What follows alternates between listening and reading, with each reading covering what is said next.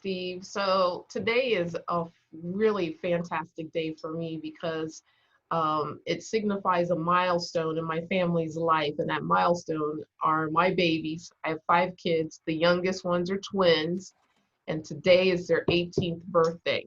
Wow. And I was My, thinking to myself, just reflecting over their 18 years and the different lessons that I've actually been able to take away from their life and the way that they respond to different types of situations, which, it really leads perfectly to our topic for this week, which is what things can we take from our children, whether you're a parent or not. We all have seen children, we interact with children in different capacities, but what kind of lessons can we take from them, especially as we're looking at the respect aspect with different people and different situations? What do you guys think? Well, Karen, I know you've got kids. Nicole, you've got kids. Paula, you too. oh, when you said respect, did you see my face? I made a face. Because it's a huge word in my house. My daughter's gonna be, she'll be 19 on the 14th, and Jordan's 14. So I can understand what you're saying though about what they've taught us, but the respect thing caught my eye because here's the thing: in my house, there's maybe this much of respect. It drives me insane, because they're teenagers, so they're obnoxious and have an attitude and all that stuff that comes along with being a teenager. However, the text that I get from other people or the comments I get from other people when they go to other people's homes, oh my God, they're so fabulous, and I get all the love, and they're so respectful and all that kind of stuff and whatnot. So I think they know the boundaries of what they can do to the people, like their parent or their caregivers, if you will, because some people care for nieces, nephews, whatever. So they kind of stretch the boundaries that way, but they know when they go to somebody else's house not to do that. So, and I think innately almost they have that respect level, and they want to show that respect level, and they understand that it's not do as I say, do as I do adult things, but they have to, there's an elder, if you will, and you have to show them respect. If it means calling them Mr. or Mrs., whatever that may be. But it's just funny because I think honestly, in this day and age, here in Staten Island, especially, I honestly think it's sorely lacking. I think a lot of parents want to be friends with their children as opposed to actually being parents to their children. So it's a huge, I'm old school Brooklyn, so that's why my kids are, and my husband is too. So that's why they can't. But that's why they don't. That's why they. I'm going to say funnily, but that's why they can't stand us, because we don't put up with their crap. To be honest, you know what I mean, and respect it. I always say that it's a huge word in my house, huge. But how do you think that correlates with the types of behavior in terms of being accepting of others who are different? Because I know when I talk to my kids, they definitely have this sense of, oh, somebody, so and so, they don't really make a big deal about their differences per se. They just kind of like so and so. And sometimes I have to ask them, a bit more detailed, especially if they know several kids with the same name. I have to ask for more details to get a better understanding of who they're talking about. But I notice even when they're trying to give identifiers, they talk about it in a way that is kind of very accepting. If a friend or a student or someone they know that they're not acquainted with but is different, it's not a big deal, versus adults. We see people who are different, and some of us are very quick to make a prejudgment, and we kind of decide in an instant, either they're not the right client for us because of the way they show up, oh, they can't afford us, or they're not going to be interested in what we have to say, or I don't think we're going to agree on anything. And then we just kind of miss opportunities. But with kids, I tend to see it a little bit different. And so I'm They don't curious. have that yet. They don't have that. They're not jaded. I mean, they don't come out of the womb jaded. I think us adults make them that way.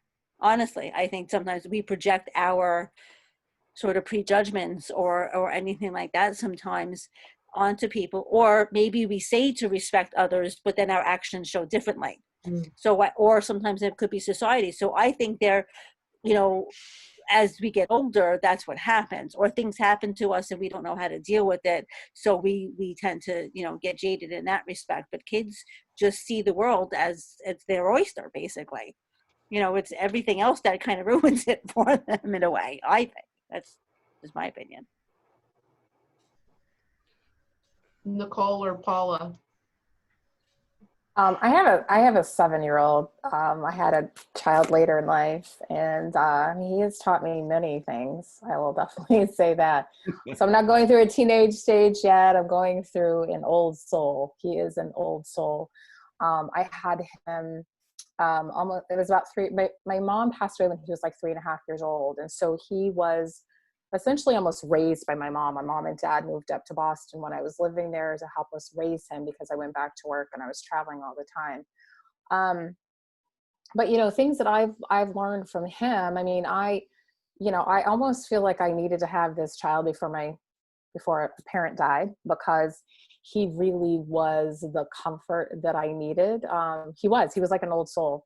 Like when she passed away, I mean, I dreaded having to tell him, almost like his second mom passed away, but you know, I was very matter of fact with him. And after that point in time, I really felt like I didn't have someone to kind of lean on. I was the person that had to be so strong in our family just to kind of help everybody kind of get through something that no one saw coming. And he was very much the talking about her, mommy, it's okay to cry, mommy, I'm here for you. You know, it was like, kid, what's up with you? Like, how do you know these things at 3.5 years old? We're not having those kinds of conversations. But I mean, what I learned from him in that period of grief and in just a very traumatic way was that it was okay to ask for help. It was okay to cry if I needed to cry. Like, I wanted to kind of shield myself from everyone and my son, because I didn't want him to see me cry. I mean, young children, when they see their mommies cry, especially, they kind of almost lose themselves. Like, what's going, you know, they get really worried. And, you know, as parents, you kind of want to make sure that you kind of keep things calm so that your kids don't worry. But there was something that I learned from him that's just kind of like, you know, just if this is how you need to feel or this is how you need to be, then be. And he was such a calming, gentle soul. We're very, very well connected. We're very strong feelers. We also can butt heads because we're, you know, it's like, don't do that right now. It's like we can definitely butt heads. We think a little differently, and he's kind of has like this little genius mind of how he thinks, and I'm very different from him. But he is definitely like an old soul. And so I don't know, he just kind of brought me through a path that I don't think I saw coming. And, you know, and he just kind of, I think to this day, like if he wants to have a real talk with mommy, he finds that moment and he sits down and he has real discussions and he'll ask these crazy questions. I mean, a 7-year-old, we've kind of kept him from a lot of things that are going on in the world for watching the news, but we have our own conversation internally. He does not understand how anyone could treat his mommy a certain way because of what I look like. He doesn't get it. And he's a very gentle soul. But when I explain to him that I've had people not like me for just because the way that I look, I saw a very different side of him that I had never seen, a protective side, a very, no one better ever say they don't like my mommy. And, you know, so it was very interesting. He was like, people need to be treated, you know, the way that they need to be treated, with respect and kindness. And so it is weird just to kind of see from kids' viewpoints, yes, how the things that we've kind of learned over the years and have gotten a little jaded by certain things, how they're just kind of matter of fact and tell it like it is, and they don't hold back. They just really say how they feel.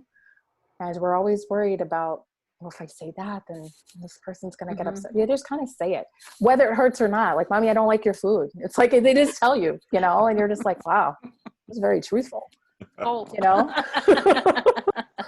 Like, mommy worked really hard for that food. He's like, yeah, I don't like it. I hate it. It's awful. I'm like, oh, thanks.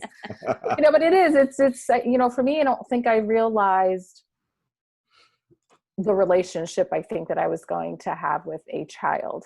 I think I assumed I watched my relationship with my mom. I watched other friends with their parents, but I don't think I knew what it was totally going to be like until I actually, became that parent. And I was like, wow, this is very different.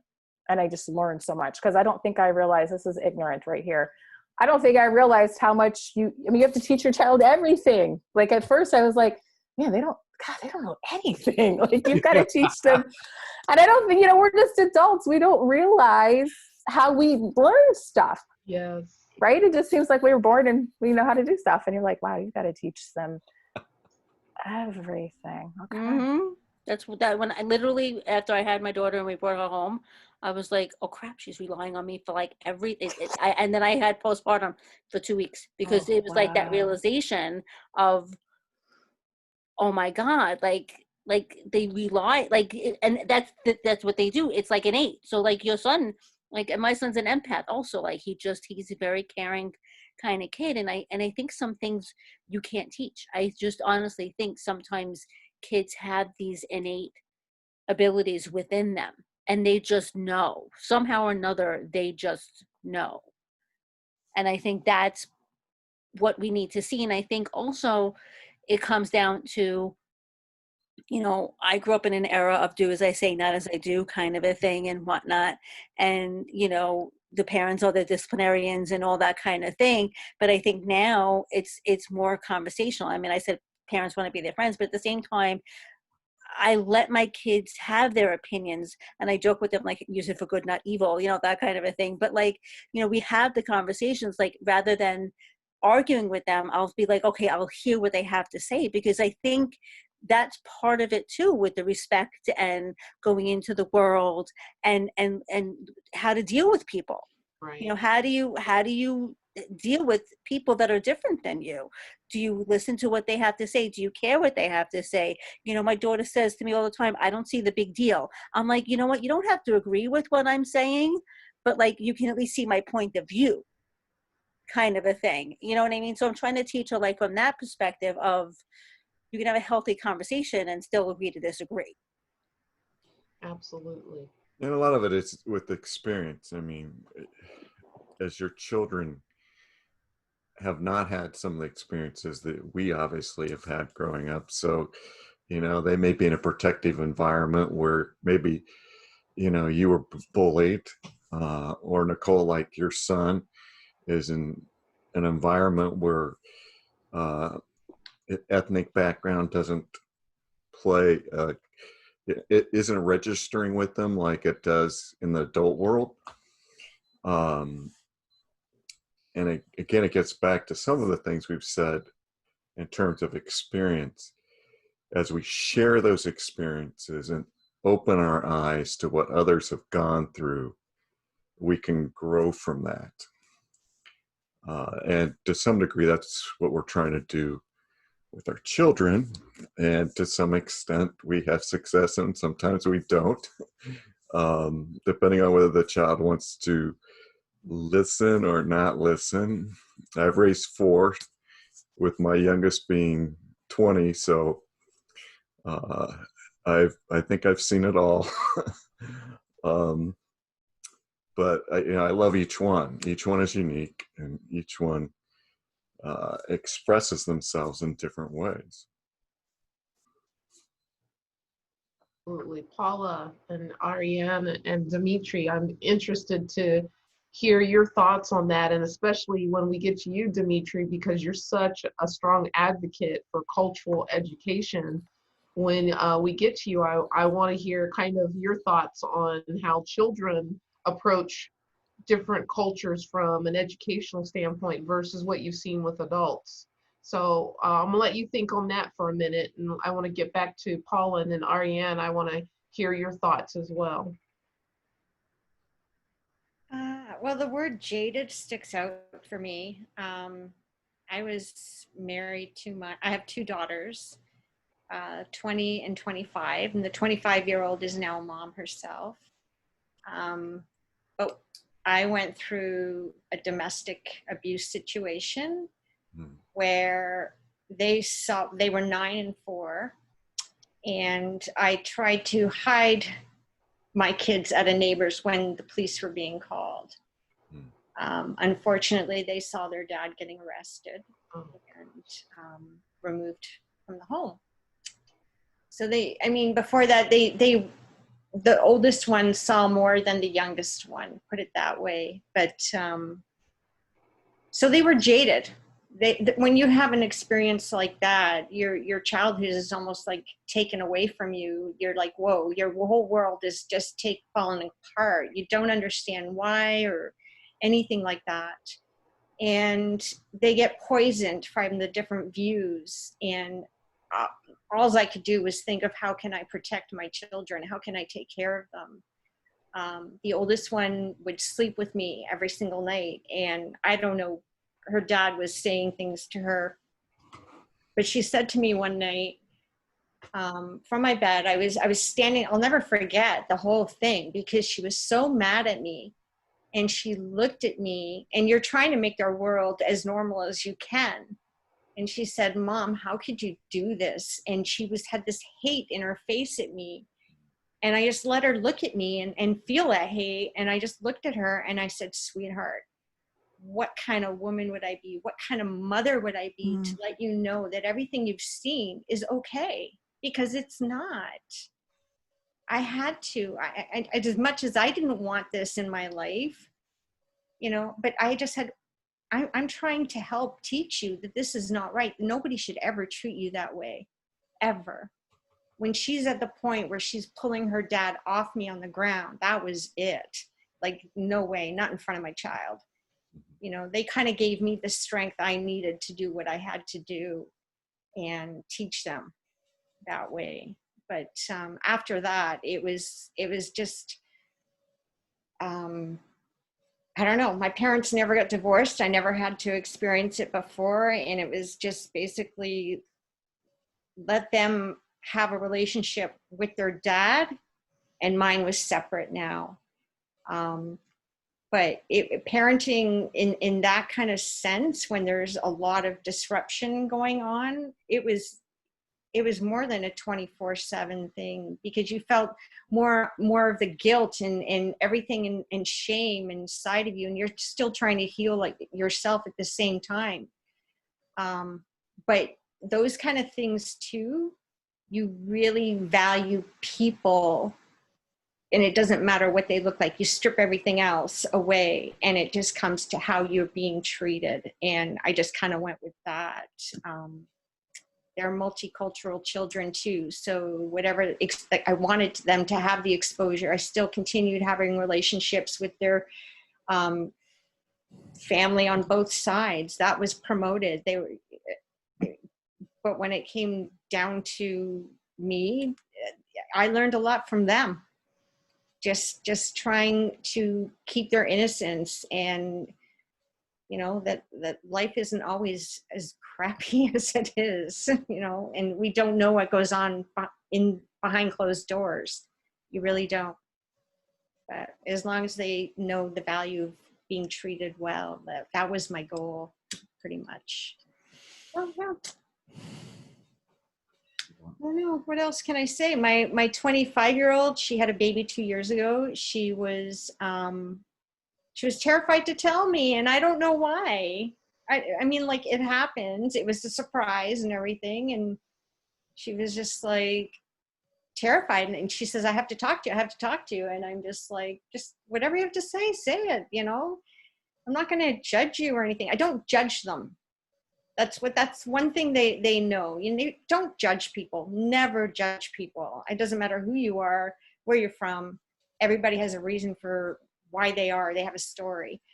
But when she says, well, I'm pregnant, I was almost like, she's not sick, right? I was like, oh, is that it? It happens for a reason. And she was like so relieved. And I was just like, okay, well, it's your choice to do what you want. I'm here for you regardless. And when she chose, because they have that choice now. And I'm like, I'm glad you're having this baby. And it's changed her life completely. I see this little mom is doing the best that she can do. And when she turns around and says, Mom, because of you, I was able to do it. I was like, wow. Wow. You know, like that just, it hit home. And I'm like, okay. And if you're ever in trouble, I wanted her to know, no matter what, I'm there for you. That's it. I didn't feel that from my own family. So I kind of learned a lot of what I didn't want to be and turned it around and said, what do people need? They need to know that they've got somebody in their corner, and that's my job. So I don't know. That's, you just don't judge. It's off the table. I don't want to hear about judging, right? That's powerful, very powerful. Now, Ariane, I don't know if you have children or not, but I'm certain that you've had time around children and maybe even have picked up some valuable life lessons that you've been able to kind of incorporate for yourself. What do you find makes the difference for children and their ability to be accepting, like so readily, so easily compared to adults? I think I'm going to go back to a theme that I've said in another meeting. Little kids, they just don't judge. Little kids like Peanuts, 1, 2, 3, 4, 5, they accept differences of others regardless of their background. So they don't see color, faults, or flaws. They just see a friend. So they remind us to be kind, to share with others, and to forgive. So it's not until they grow older that they start to see those differences. You know, why does that person look different? And I think that's a good thing, because questions can be good. It can encourage a conversation between parents and their children. Mhm. So the parents can help teach their children to respect everyone. I know parents that have done this. They had discussions on why someone has a different accent, why someone looks different than they do, why someone celebrates a different holiday. I could say I'm very proud of my family for raising wonderful nieces and nephews. I have a niece who's 10, and I got the opportunity to pick her up from school one day. And it's not only accepting of others, it was so sad. She said, one of her best friends, she's like, she doesn't know how to be a friend. She's not a good friend. So at age 10, she knew the concept of why somebody wasn't being a good friend. This friend was talking about her and other people behind her back, wasn't respecting others. And it was just so, I felt so sad for her that she felt that at such a young age of what a definition of a friend is.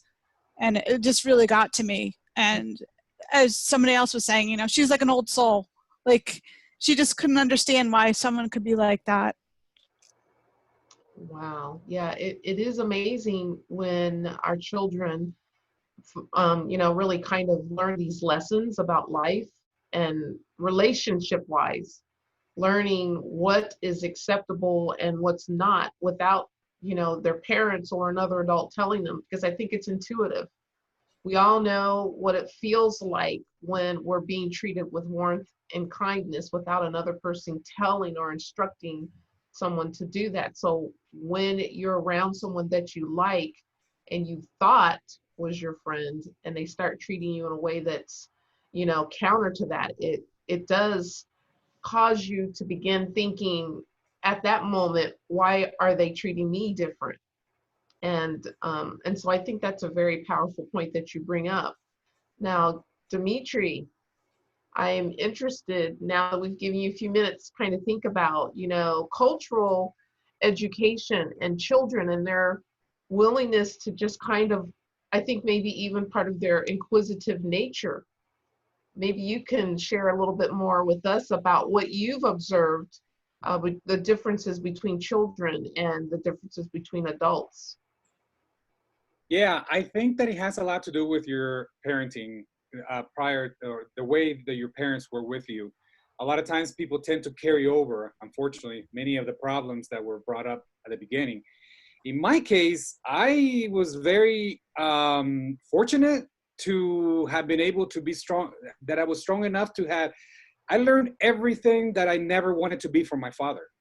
He was an alcoholic, abusive parent, husband, irresponsible. He's the kind of, I mean, when I say alcoholic, I mean they would bring him like and throw him in front of the house because otherwise he'd be laying on the street somewhere. I mean, that's the kind of alcoholic I'm talking about. I'm talking about full blown. I mean, you can't really get more alcoholic than what my father was, and you can't get more irresponsible and abusive than what my father was. I mean, we're talking about being raised with a father that always put me down, always said that I was ignorant because he didn't see me reading books at 6 years old. He always had his insecurities passed on into everyone in the house here. So it's interesting because that's what I was raised with, male chauvinist. I mean, you can think about the worst case scenario, the worst behavior that a father, a male role model could be to a child. But incredibly, I was able to get the opposite of my mother. My mother was a very, strong woman. She had all these, like 2 children with an alcoholic, abusive husband, and yet she still, she was the one that was bringing home the bacon, and going to university at a young age, getting a master's degree at 26. So it's like it was the opposite. And one thing that I did notice that helped me a lot was the fact that my mother was always truthful with me. And that's something that not every parent is with their child. They seem that they want to like, protect their child from the reality of things, from reality of home, from reality of the world. And I believe that that's the worst thing you can do. Because if you stay away from reality, then that means that if you're not learning this at home, you're learning it in the streets. Yes. And that's the worst place you can learn. My mom always said, if you no tenés papá y mamá en la casa, lo encontrás en la calle. If you don't have mom and dad at home, you're going to find them on the streets. And that was something that I always remembered. It's like I needed to learn what I needed to learn from home. I say, as you guys remember, Mr. English yesterday, or not yesterday, the last time we were here, we talked about education. Education has nothing to do with school, scholastic learning. We're talking about behaviors, understanding how to associate with other people, how to behave with other people. And that is something that my mom always said, educación no pelea con nadie, which means an educated person does not fight with anybody. Does that make sense? So in other words, I was taught that respect is given, so respect is what I expect. But it starts with me. I don't go out there looking for respect. It starts with me. I respect everyone because I want to be respected. I share, I give service, and I am the best person I can be. And that's kind of what I've been trying to portray to my little one, my 4-year-old princess and my 5-year-old little man. It's like, that's what I do with them. I teach them as much as possible the reality of things, as horrible as they may seem at a young age, And so I think that that's one of the things that most parents should always remember, to be true. Because see, if you, I don't know if you guys agree with me, but I feel that trust is bigger than love. Many people don't agree with it. I agree with it, because if you think about it, love, everybody, you can love everyone. I love my family members, but I can't stand a lot of them. So as you can see, love is not sufficient. I believe that trust is bigger than love. And so that's something that my mother always taught me, that she always gave me that trust. You know what I'm saying? No matter how horrible I messed up, no matter how bad my mistakes, I always knew that I could come and talk to my mother and she was not going to judge me. She was not going to be like, oh, you horrible person, I told you better than that, blah, blah, blah. No, she was like, okay, you know what I taught you. You know better than this. This is what she said. I mean, the first time I was, hanging with the bad boys, breaking all the rules, I was brought home by the police officer when I was 16, and it was not, she didn't blow up on me. She just said, you know what I've taught you. You know what you're supposed to do, and stop doing it. And that was it. That was as the extent of that conversation. So I just remember those things, and that has made a big difference in my life, because it has made me an honest person in general, because it doesn't matter how horrible I am. If you teach someone that it's okay to make mistakes, it's okay to be yourself, and it's okay to accept others for that, accept others for the differences that they are, then, the self-awareness allows you to accept others. And when you have that mentality of accepting imperfection, accepting not common ground, or not consistency, which many sometimes expect, we understand that we are human beings and we are going to make mistakes. We are human beings and we are not the same always. We are at different levels in our lives, different progress that we are making, and always expect people that they are doing their best. Never look at them as they're doing their worst. Always expect them that they're, always look at them as they're trying to do their best, and always be willing to be the one to help them out, to guide them, and again, trust, you know. And when you have that trust at home, I see my children, you know, and it doesn't matter what it is. I can feel that they trust me. I can feel, because you know what? I talk to them reality. I talk to them truth. I don't like to lie to them, even in the minimal form, because sometimes, like, again, like parents, I don't know why they think that's shielding them or securing them. It's not, because then they lose trust. Then they go, okay, well, they told me this and it was this, you know? So I think that, in my opinion, that's something that parents can always improve on, always being real with their children, no matter how horrible the truth is. Because when they look at the reality, even if it's harsh, and they know their parents told them the truth, they can trust that. And it's a trusting relationship. And I think that's one of the biggest things that I've seen in the difference. I have a son that's in New York, in Syracuse, and he's 18 from, failed, obviously, relationship. And it's interesting because he always talks to me as in, like, he sometimes forgets that even though I'm in Guatemala, I lived in the US. So he goes, you know, us in the US, and he tells me things. And then I had to remind him, listen, bud, I know exactly what you're talking about, you know? So it's kind of interesting how he has to recognize that even though I live in Guatemala, you know, I understand his world. I've been there, I lived there. And I teach him through that. I teach him through those eyes. And one thing that I have noticed is that you have to, as a parent, you have to stay up with the times. You cannot be as obsolete as your parents were. Because if you're not up to technology, if you're not up to, you know, the pop culture, you kind of have to maintain as much as you can. Because your children are going to challenge your knowledge. And the least you know, the less they trust, you know, or the more they think they know better than you. So that's something that I have noticed, at least with my 18-year-old. He has challenged me to keep up with times more than anyone. And I love the challenge. I love the challenge because that means that I had to keep up with times. And so a lot of things have changed nowadays, as you notice. I think we're getting closer to that big gap as the generations go by. You know, now we're using technology, they're using technology. So we have things in common. You guys, we listen to our music in our earphones, they listen to the same thing. So we're starting to, you know, see a lot of similarities as opposed to differences like back in the day where they were very antiquated. So I think as parents, we can use that as our advantage to try to stay up as much as we can so that we can find that, you know, the common ground with our children and try to understand the difficulties that they're going through instead of, you know, as we talked about, instead of assuming they're not doing their best, you know, just encourage them to do what is right, you know, as much as we can. I think that is really, I kind of chuckled when you talked about, you know, staying relevant in terms of staying up on top of technology. I have a confession. I have very little social media. My kids and this is kind of a reflection of how your kids also sometimes learn from the parents. My kids have known that I have like a love-hate relationship with social media in general as a whole. And so I've never really been a person who goes on social media a lot. I have a LinkedIn account and I have a Facebook account, which I don't even use very often in terms of Facebook.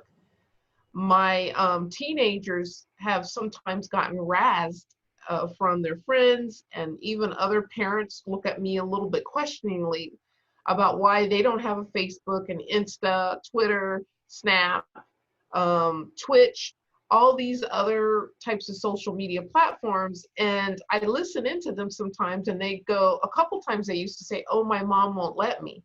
And the last time they said that, I had to put them in check. I said, I never told you couldn't. In fact, up until they were 16, that was kind of my rule. You had to be 16. But once they turned 16, I was kind of like, as long as you're responsible and you understand how to use it, but they still chose not to go on there. Well, for their birthday, I guess, because for those of you who don't know, today is my twins' 18th birthday, they decided, and because they're getting ready to go off to university, they're going to get an Instagram account. So they're talking to me about this, and the next thing they tell me is one of their friends' mom has sent them a request to follow. And I was like, wait a minute, hold up. Okay, you need to help me create an Instagram account now, because I can't have somebody else's parents following my kids and everybody in the world knowing what they're doing, and I'm not knowing what they're doing. So in this instance, they're showing me it's okay to embrace some of these, you know, technological advances that we have. And it's not that I'm so old or anything like that. I just have my own kind of thoughts and opinions of, you know, I've seen a lot of the negative side to social media, and that's kind of what soured me to it. But there are also a lot of positives. And so when you're talking about your son, Dimitri, and staying up on top of your game, it's making me think, yeah, I can't let the lights go down tonight without me getting that Instagram account. So, That is so true, though. I mean, I'm one of those moms where kids grew up in this. yes. My daughter got bullied by email, somebody hacking her account in grade 5. I was like, what? You know, and it was set up because of this a family pin registry to go to the community center type thing. So everybody had their own, I just gave them an email type thing. But somebody got a hold of it, the police were called, and back then there was just no recourse for this kind of thing. So anyway, as they grew and they finally, you know, with their growing into technology, I was avoiding all that stuff too. But then it got to the point where, okay, this is their world. This is where everybody's doing it. So I had to educate myself too. And like you said, you're like, you're going to be on account. You have to make me a friend. Yes. And then also I had to say, you know, like whatever you put on social media, I had to educate them on, you can't take it back. That's right. So I would say, think of your headline. If you, my youngest daughter, she's a big soccer player and everything, and her idol, she wanted to go up to be this big soccer professional. And I said, okay, so Christine Sinclair was her idol for women, Canada women's team.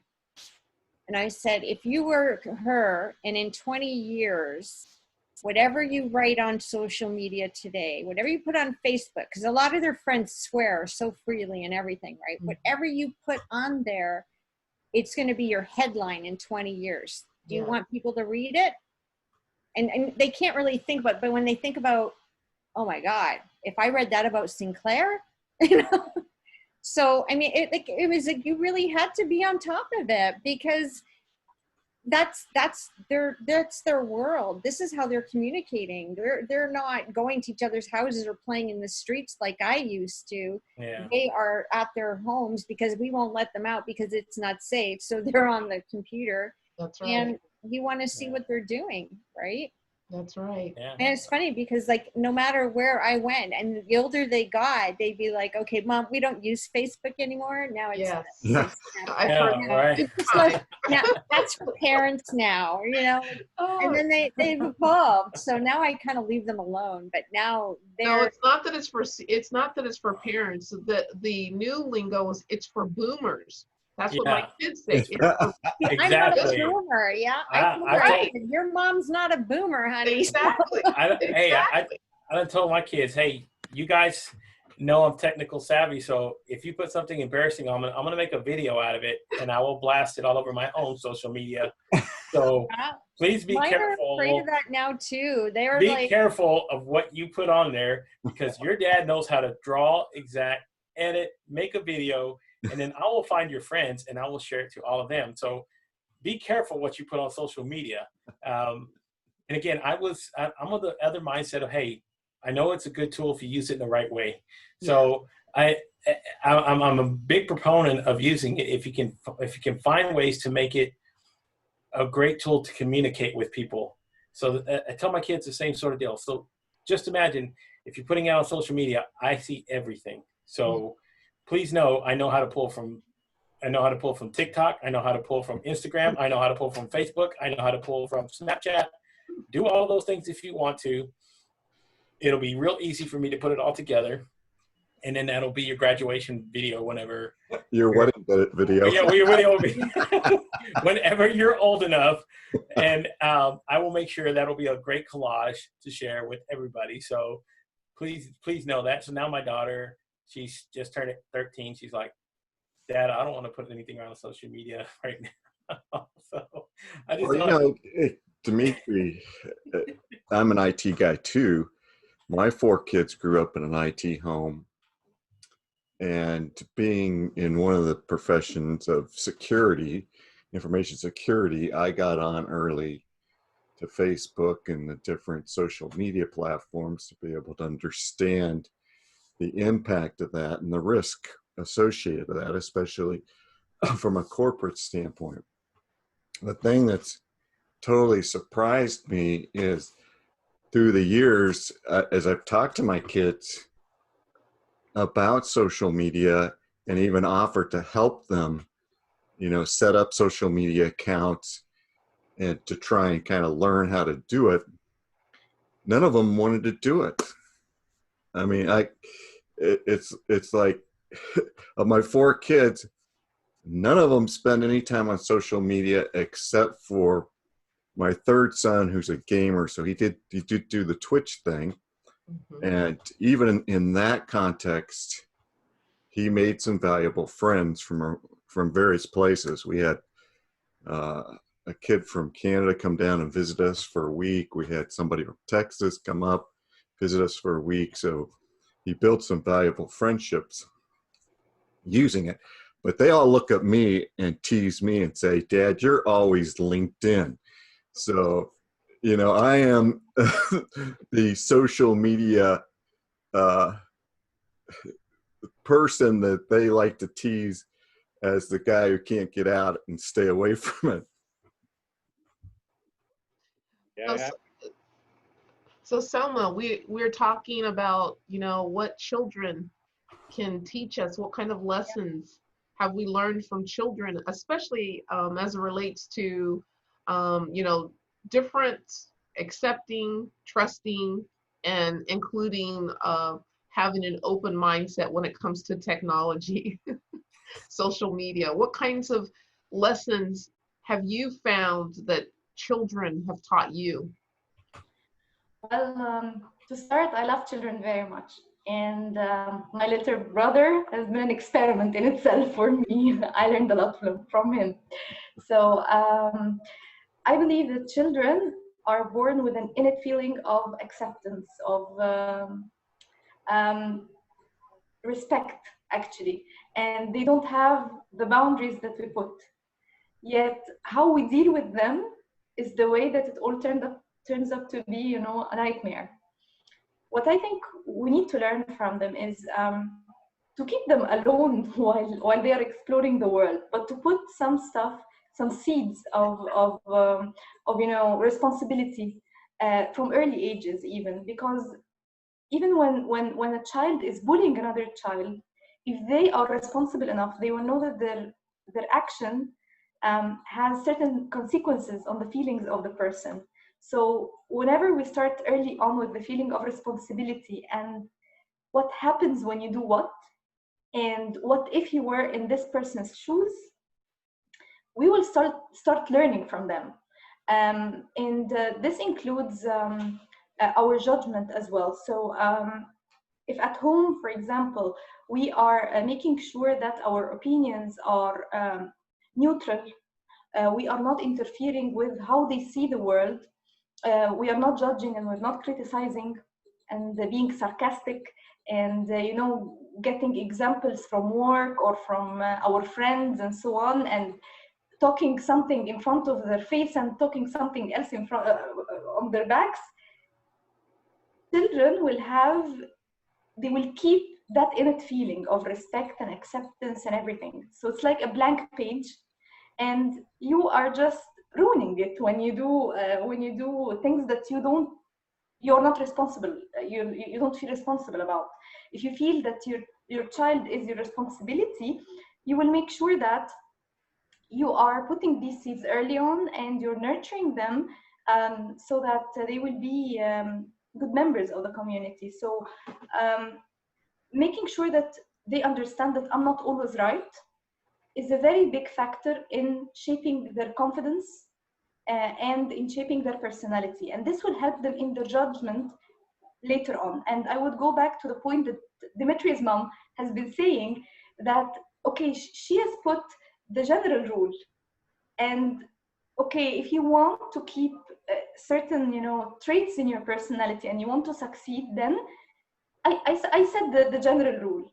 And then if you want to follow it, okay. If you don't follow it, you'll see the consequences.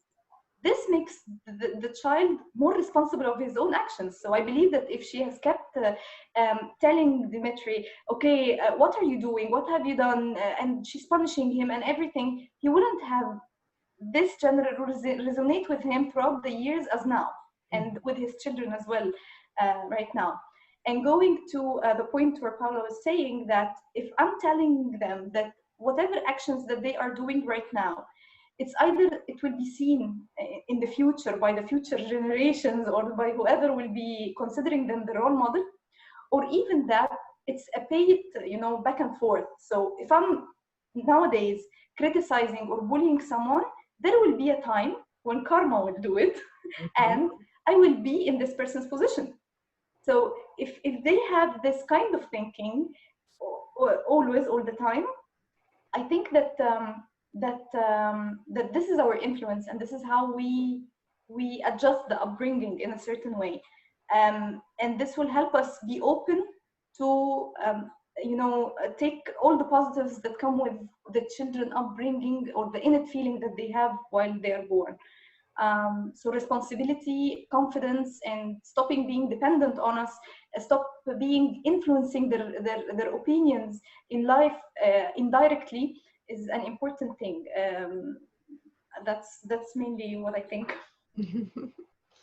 I think that's very powerful, and I think that is an excellent recommendation for so many of us, whether we are actually parents or we just have the opportunity to interact with kids, and being mindful to take advantage of those opportunities to try to help them foster these notions of not judging before they get a chance to meet.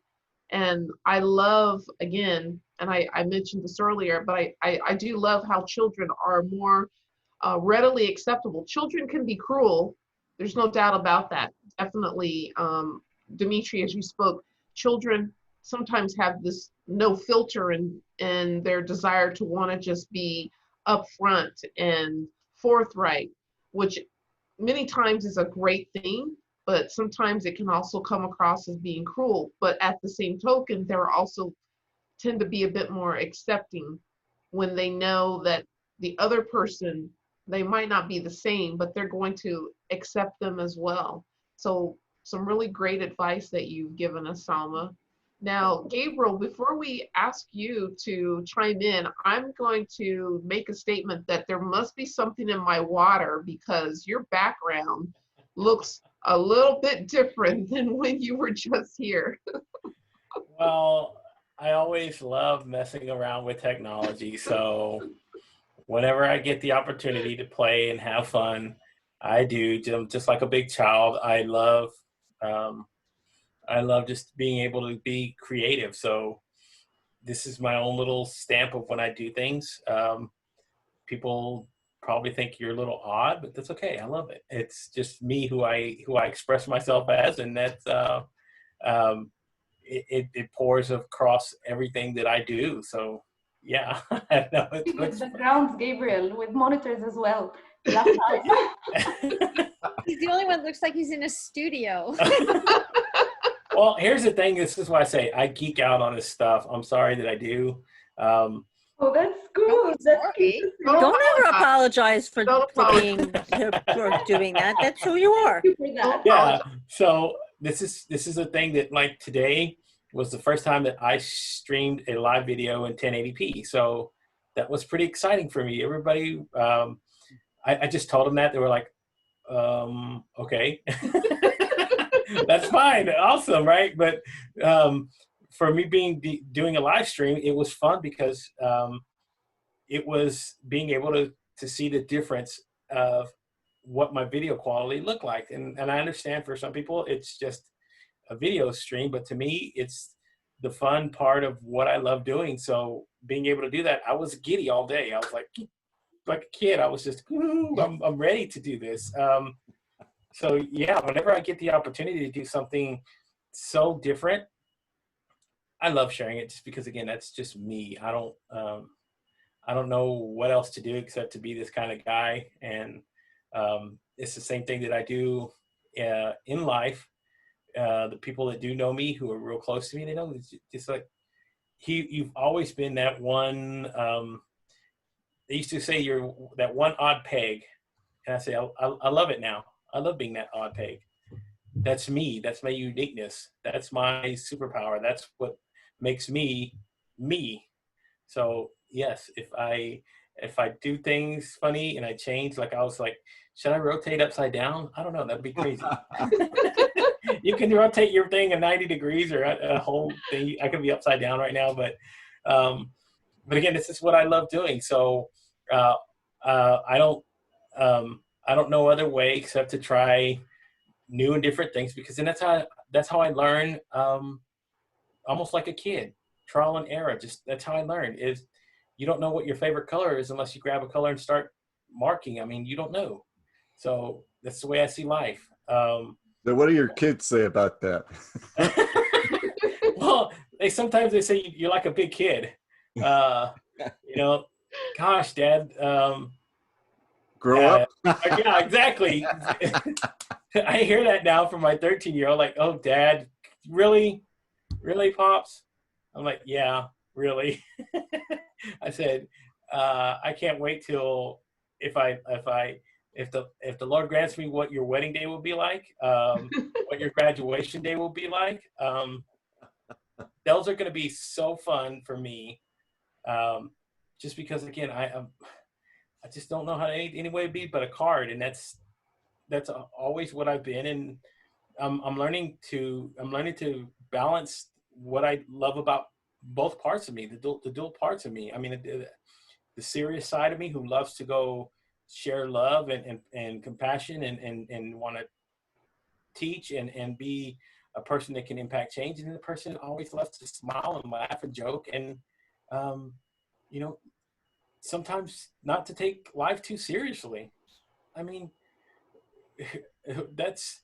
I found some of the best times in my life are when I'm able to laugh and smile, even when the world is upside down.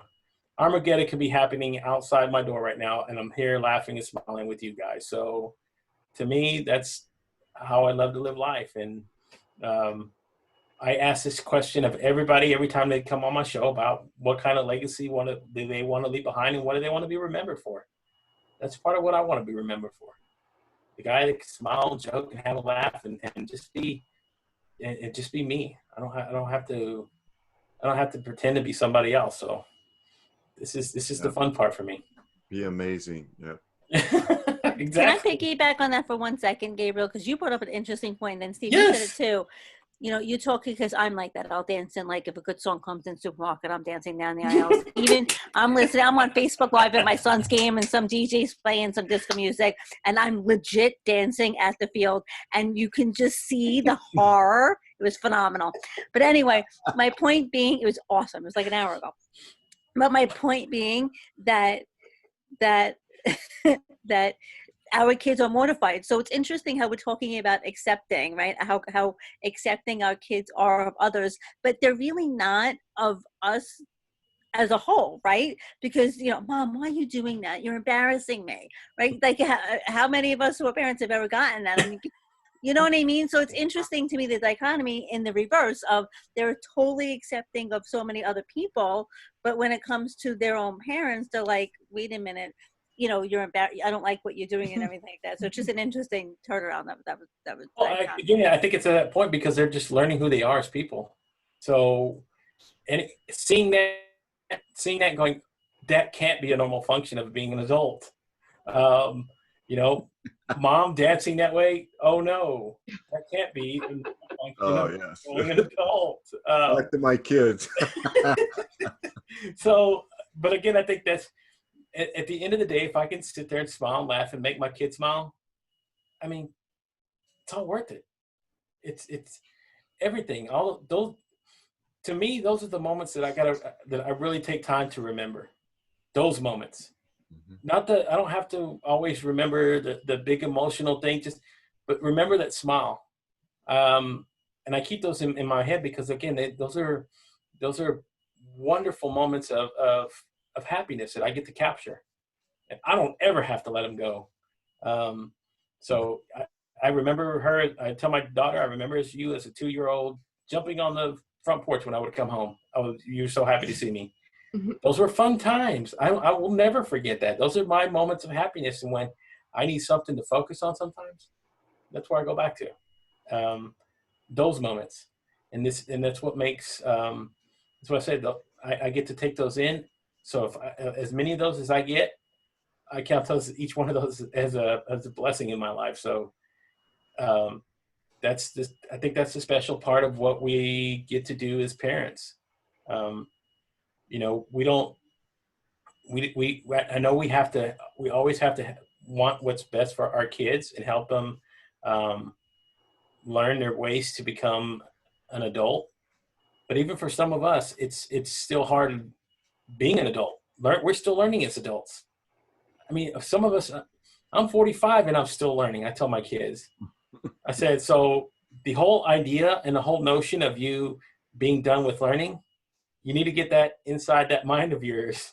It's going to go past 18, and when you graduate, and then when you go to college and past 4 years of college, there's more and more to learn. And to what Dimitri was talking about earlier, education isn't just what you learn in the books. Education and learning are something you're going to be carrying with you for the rest of your life. So take it in, understand, and I tell them, learn at your own pace. You can't learn at somebody else's pace. You can't learn life at somebody else's way of living. You just can't. You can't compare yourself to that. You can only compare yourself to your life. Don't compare. That's why I say don't compare your life to mine.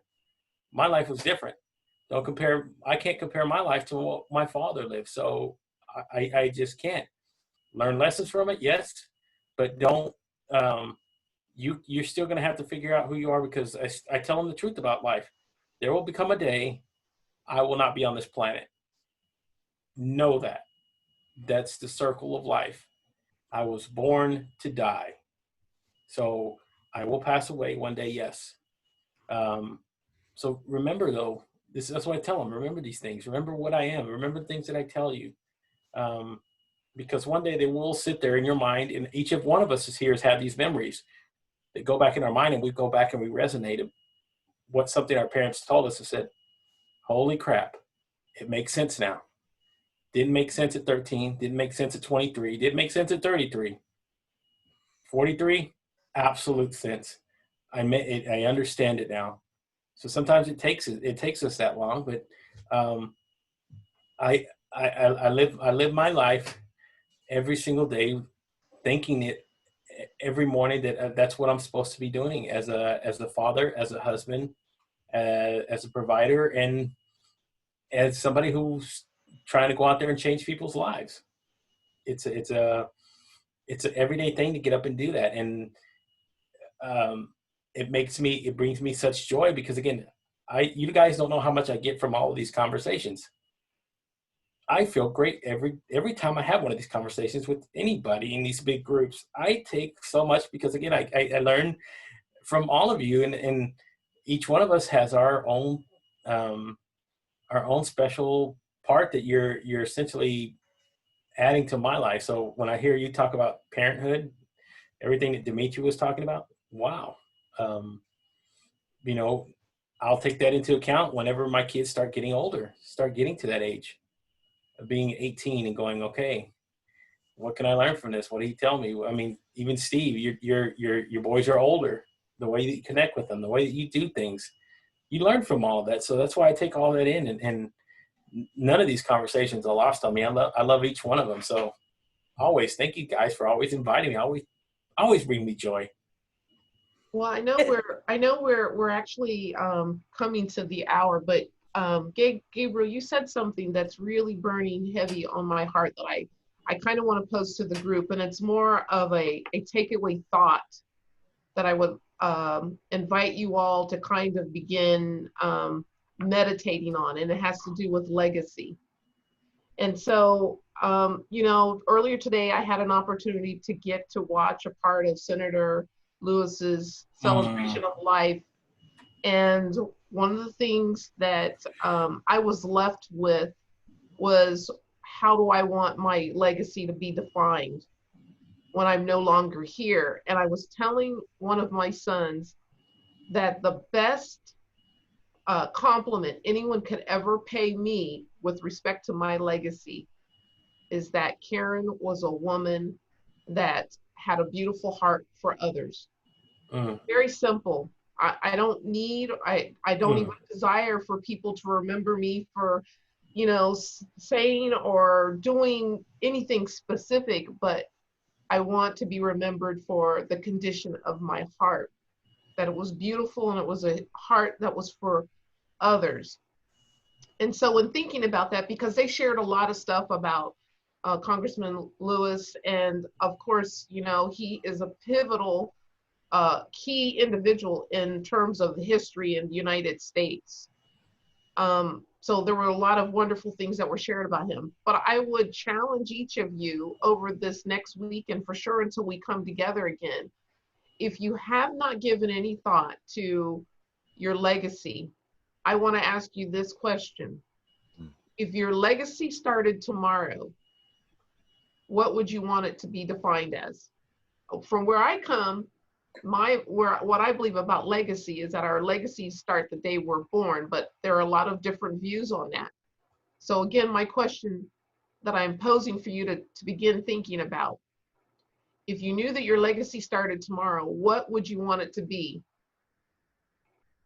Now, that's a question that will require a lot of thought, because it's going to change, not necessarily the people here in this group, but other people. It will change their behavior.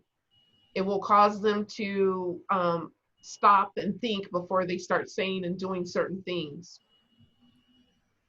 So thank you, Gabriel, for kind of bringing that up again. I know you talk about legacy a lot, and it is very important. You should hear the answers. So I had over 95 different people tell me their answers. Some of them are so beautiful and poignant. Some of them are so simple.